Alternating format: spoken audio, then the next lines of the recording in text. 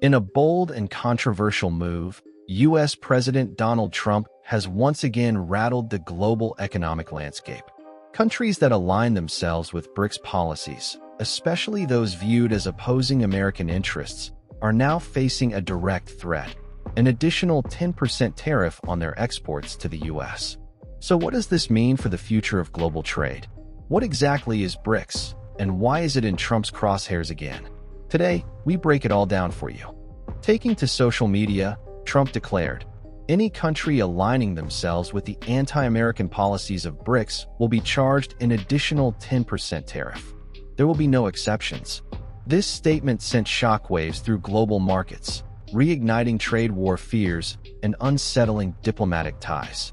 The U.S. had previously set a deadline of July 9th for countries to reach new trade agreements.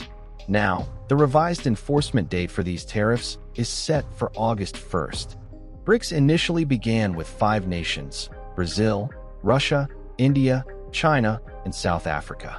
However, the bloc has recently expanded to include Egypt, Ethiopia, Indonesia, Iran, Saudi Arabia, and the UAE. Combined, they represent over half of the world's population and a growing share of the global economy.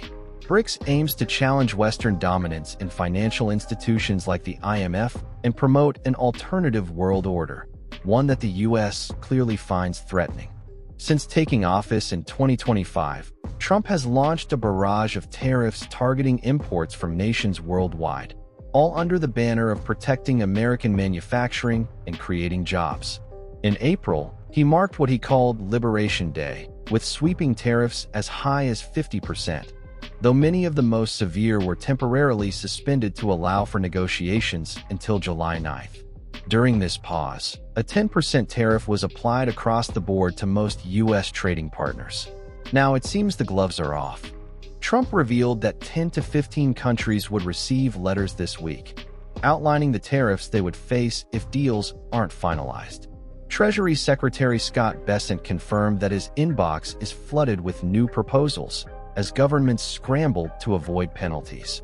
Commerce Secretary Howard Lutnick added clarity, confirming the tariffs would officially begin on August 1st. This isn't Trump's first showdown with BRICS. In 2024, he threatened 100% tariffs if the bloc launched its own currency to rival the US dollar. The recent threat comes after BRICS ministers proposed reforms to the IMF and criticized US tariffs as destabilizing.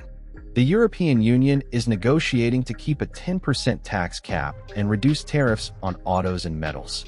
EU Commission President Ursula von der Leyen reportedly had a good exchange with Trump, but the tension remains high. Just last week, Trump warned Japan of a possible 30% to 35% tariff if they don't reach a deal. But walking away from BRICS, especially China, isn't easy. Andrew Wilson from the International Chamber of Commerce points out that China dominates in sectors like EVs, batteries, and rare earth minerals. In many industries, there are no viable alternatives to Chinese production, at least not yet. So far, the U.S. has inked 3 notable deals, with the UK cutting car tariffs to 10% and eliminating aerospace duties. With Vietnam, where Vietnamese goods are taxed at 20%, and U.S. exports are tariff-free, unless transshipped. A partial deal with China, reducing mutual tariffs and eliminating non-tariff barriers on critical minerals. The world is watching.